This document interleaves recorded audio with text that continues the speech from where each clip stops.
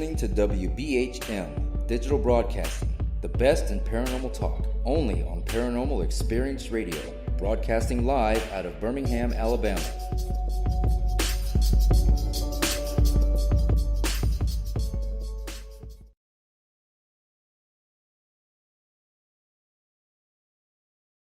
And just like that, we are back, and I apologize for that hot mic moment, but I think everybody was probably sharing my opinion in that situation. So I just want to say, Jennifer, that I'm just so impressed with your determination and how you dealt with that. And here is a question, and this is from Denise, and she had asked this before, and I missed it, I guess, but they want to know how often, she wants to know how often you actually encountered demons. Not too often. It's extremely rare. Like Kevin was saying, we'll get messages and we'll call people or we'll talk with them on Facebook, and they send you the first famous 2 to 3 lines, "Help me, I have a demon." And when you contact them, you realize talking over Facebook isn't going to work, so we end up being on conference calls. And a lot of the times, they just have paranormal activity that's going on in their home that's not connected to the demonic. Other times, they just have other situations that are. Yeah, so it's extremely rare. I've come across a few cases since we've been with the society, but those are few and far in between. Thank heavens, right? Yeah. Probably on a year, 2 to 3, what we would call home deliverance, where we just go in and with the frankincense and myrrh and the prayers and do that. But it's not very often, No. And I could think of maybe 2 or 3 cases in 10 years. Right. We have you're talking about our book. We have a chapter on demonic. Yes, we do. And it discusses, some of our experiences with that. Yeah. As far as different things that we've seen. Yeah, because when we do deliverances, what we'll go in is, and our reverend will be with us, then we'll have frankincense and myrrh. The homeowners more often than not, participate. I have my warrior's manual with the prayers for home deliverance. I will put holy water over doors, windows, bless people, bless pets, bless anything that's nailed down and not nailed down. We'll cover the whole house with holy incense. I'll have the cross with Jesus on it. We'll work from the bottom up to get these things out of the home. And when we're done with that, we still do aftercare. So we'll provide everybody in the home with medals. If they want medals for their pets will get medals. We'll put medals over their doorways, their garages. We have to be as thorough as possible in those rare instances when you are coming across something demonic, because you don't know how extreme the activity is. We actually had one case a while ago where something was messing with the night vision camera, and it kept flickering from day to night for 12 minutes long. And I had said the prayer to St. Michael out loud at one point. Everybody was there, including the homeowners in this instance, and the camera just kept flickering and it wouldn't stop. So I ran to our spiritual bin, which has all of our stuff that we used, and I had gotten a St. Benedict's medal, and I had slapped it in front of the camera. And as soon as I put it down in front of the camera, it stopped flickering, and I literally saw something and felt something leave the area when I put that medal down. Fascinating. What's interesting is that when you watch the 12 minutes, people are moving in front of the camera, so it wasn't her motion that triggered anything. No. And there was plenty of light on. It shouldn't have been tripping into night vision. Right. And when you see her slap the metal down, there's no glint or anything that I'm not seeing any reflection that would like increase the light or anything that would, you know what I'm saying? I do. Because you got to look at everything skeptically. But yeah, that was something else. because and that was one of the few times where it's like, you're dealing with a little bit more than, Yeah. so it's like, wow, did I just see that? Wow. Okay. Well, let's continue. In I this love the case, "well, did I see that" moments. We have a question for you out of chat also, Jennifer, relevant to your experience, if you're okay with that. okay. Well, Bobby said that he's sort of caught the tail end of your experience, and what he did here was deep. He was wondering if you, before you started investigating, were into any of those things that would cause or that would draw a not so nice entity. Did you ever participate with that kind of thing? Oh, no. I mean, with my abilities growing up, I've seen my share of human spirits and non-human spirits, but up until that one instance, I had never been involved with anything. Well, I tell you what, I am glad that you. I'm glad that you were not, because I found that people with gifts like yours can get in so much trouble with that. I mean, because they're powerful. Oh, they are. And So- and like I said, I keep a healthy relationship with God and, the Holy Spirit. And I don't use my gifts or my abilities to harm anybody or to cause trouble or, Of course. because that's just not the way I am. I wasn't taught that way. I wasn't raised that way. Well, and you're not that way. Right. I mean, your heart's not that way. Right. Right. We don't do spells No. or none of that. No. No. That's the last thing we need. Yeah. Oh, gee. I mean, Can you imagine? We're surrounded by. I mean, we have people calling us all the time, and like you said, their stuff can affect your stuff. Yes, it So you gotta does. put up boundaries, and you got to put up.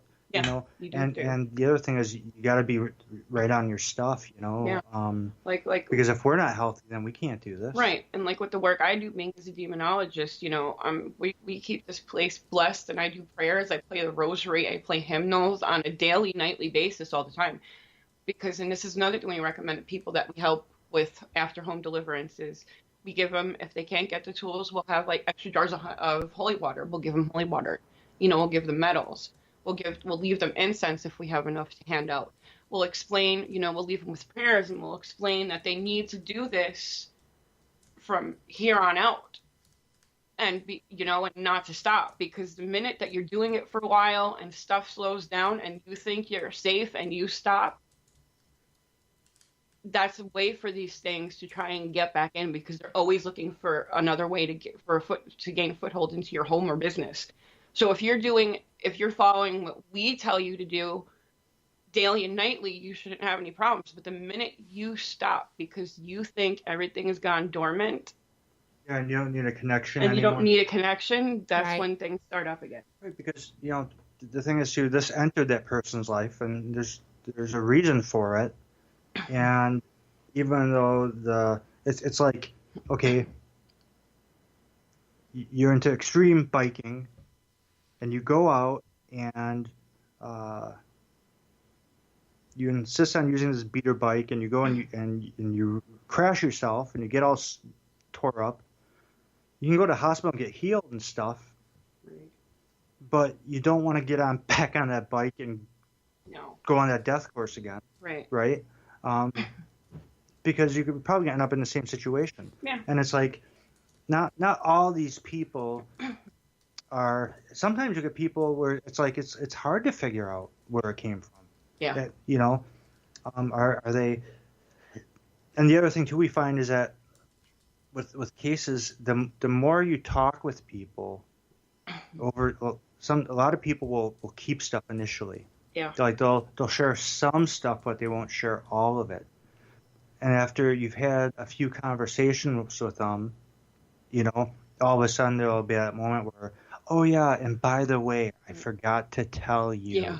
blah blah blah blah. And it's Yeah. like, oh, okay, well they're okay. Right. All of a sudden a bunch of things connect, and you're like, okay, well that's yeah, I'm glad you told us that. Yeah. Another thing that we tell people, and I tell people, I'm going to say this to the listeners as well, is if you have this activity going on and you have people that come in and they do a house deliverance, or if it's clergy, and it's more serious, don't bring up the activity anymore. And more importantly, don't mention these things' names, because by doing that, what a lot of people may not realize is you're ringing a dinner bell, so to speak, because these names have power. So by you mentioning these names or even talking about the activity can actually, in some instances, cause activity to start up. Well, I have a question relevant to that, if you don't mind. I was at an investigation with a group of people, and it was at a public venue known for activity. We were in a room, a library it looked like, and we were getting a particular name over an obelisk or something, and I don't put a lot of stock in an obelisk, but it was coming several times, and I Googled it, and it was the name of a lesser demon. And I was like, get out of town. I have never heard of anything like that being here. And so I said, are you, I can't even remember the name now, and everyone in that room with me basically hit the floor cringing. Okay. Because they were like, you don't say the name. I said, oh, you don't hide from it. I'm protected. I don't know about anybody else, but I don't fear calling them out because they're obviously trying to, there was somebody who was being given a really hard time in this group. And I was like, no, you don't do that. And I just did a few prayers, but I mean, everybody there, and you know me, and y'all do know me, I was clueless. I was just like, are you da-da-da, But I found that reaction interesting. And was that wrong to have done that? No, your spirit for yourself, you're spiritually strong. Right. Okay. Right. And being that you're with other paranormal investigators, you certainly would expect them to be. Sometimes I cringe when I'll hear people say certain names. Like, right. Oh, do you have to say that? And so many times, knock it off, would you? Yeah. Well, I've been there when somebody, I know, but at the same time, it's like they were invoking it. One thing I want to point out really quickly too with names is if you say you're doing a ghost box session and the devil comes through and you get like a name and it's repeating itself, it's usually not that particular entity. It could be what we refer to in demonology as a minion, which would be like a little thing that serves its master, basically, as far as that goes. Right. Like once in a while you'll get a situation where through either divination or something like what you guys are talking about with the ghost box, where a name will come through or come up or somehow be presented. And you know what? I'm gonna stop you right here because you said that y'all had a few extra minutes, right? Yes. Yeah. Okay. I'm going to play a station break because I have to do that at the top of the hour. And for all of you lucky listeners out there, we're going to go into a little after show here. The actual posted on iTunes is going to stop with this break, but y'all get the extra. So we're going to play this break and we will be right back on the flip side. This is like 33 seconds. You are listening to WPHM Digital Broadcasting. The best in paranormal